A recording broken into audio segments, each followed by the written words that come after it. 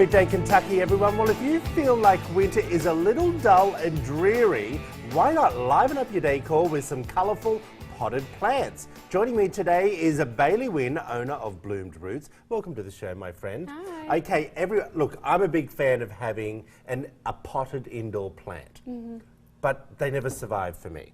They always die. I know the feeling. You know the feeling? Yes, I do. Okay, I love these. Thank you. Succulents. I didn't think these in winter. Talk to me a little bit about why they work so well for the winter months. Well, they're great for winter months just because it's a really busy season. You're always shopping, your family's in town, you have a lot to do. And I also have a busy work schedule, which I'm sure other people do. These, you only have to water them once a month. As long as they're in a very sunny room or in a sunny windowsill, they're really just going to do their thing. So you don't have to give them a lot of attention versus a regular houseplant. You have to water it once a week, water it a specific amount, all of those types of things, and they always end up dying for me. So these are my go-to plants. These are your go-to plants, Yes. and they're very colourful. Yes. But how do you know what type of succulents to buy? Well, actually, all succulents are native to the desert, so it doesn't really matter which type you do buy. As long as you have them in a sunny room, they're all going to do very well and thrive. During the wintertime, they're actually dormant, so they don't grow a lot. They actually just stay the same size that they are. Will these get bigger? So Yes. as an example, these ones right here. Will this cacti that I see in Las Vegas deserts on Yes. the movies, Right. will it get like tall? Yes, it will get tall, but during the winter it's dormant because there's not a lot of sunlight, so it's not going to grow during the winter, but once summer rolls around and it has a lot of that direct sunlight from outside, it's going to start growing and get very large. Really? Yes. So, well, then what do you do?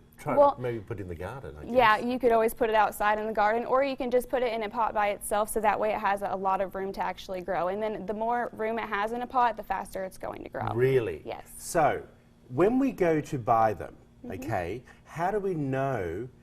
I know you said to me that they're all very similar, right? Yes. But how do we know which ones flower? Because some of the cacti flower. Yes, some of the cacti flower, not all of them. My suggestion would be to look at the tags on the names that you get. Most of them are going to have a tag.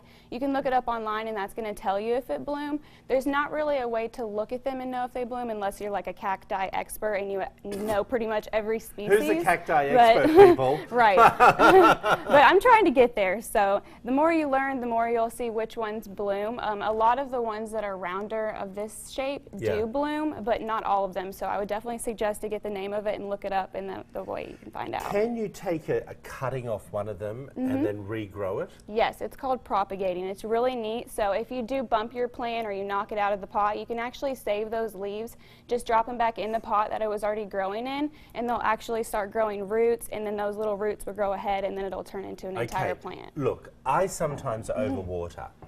How often would you water these if you just had them on the windowsill?